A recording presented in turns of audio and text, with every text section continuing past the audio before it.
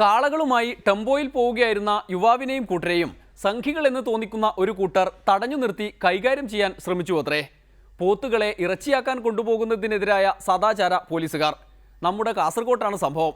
എന്തായാലും കേരളത്തിൽ ബീഫ് നിരോധിച്ചിട്ടില്ലല്ലോ. നിയമവിരുദ്ധമായി കടത്താൻ ശ്രമിക്കുന്നത് തടയാൻ പോലീസുള്ള നാട്ടിൽ സംഘി പോലീസുകാർ വിഹരിക്കുകയാണോ? ബീഫ് വിരുദ്ധ നിലപാടുകളുമായി നടക്കുന്ന സംഘികൾക്ക് പണ്ട് വിവേകാനന്ദൻ പറഞ്ഞു വെച്ച മറുപടിയാണ് ഇക്കാലത്ത് എം പി രാജേഷ് നൽകുന്നത്. സ്വാമി വിവേകാനന്ദനെ അന്നത്തെ ഒരു RSS ഉണ്ടായിട്ടില്ല. RSSന്റെ പിന്മുറക്കാരൻ ഗോരക്ഷാ സഭാ പ്രചാരകൻ സമീപിച്ചു. എന്നിട്ട് ചോദിച്ചു, സ്വാമി, ഗോവധത്തിനെതിരായിട്ടുള്ള ഞങ്ങളുടെ പ്രവർത്തനത്തിന് സ്വാമിയുടെ പിന്തുണ തരുന്നില്ലേ എന്ന് ചോദിച്ചു. അപ്പൊ സ്വാമി തിരിച്ചു ചോദിച്ചു, ക്ഷാമം മൂലം 9 ലക്ഷം ആളുകൾ മരിച്ചു, അതിനുവേണ്ടി നിങ്ങൾ എന്ത് ചെയ്തിട്ടുണ്ട്? അതിന് ഞങ്ങളൊന്നും ചെയ്തിട്ടില്ല എന്ന് പറഞ്ഞു. അതിന് ഞങ്ങളൊന്നും ചെയ്തിട്ടില്ല.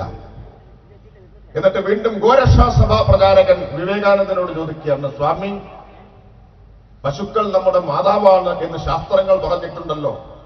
അപ്പൊ സ്വാമി വിവേകാനന്ദൻ പറയുകയാണ്, RSSകാർക്ക് അന്നേ കൊടുത്തിട്ടുള്ള മറുപടിയാണ്, അതിനേക്കാൾ കൂടുതലൊന്നും പറയാനില്ല. അപ്പൊ വിവേകാനന്ദൻ പറഞ്ഞു, ശരിയാണ്, മാടുകൾ മാതാവാണ് എന്ന് എനിക്കിപ്പോ നന്നായിട്ട് മനസ്സിലായി.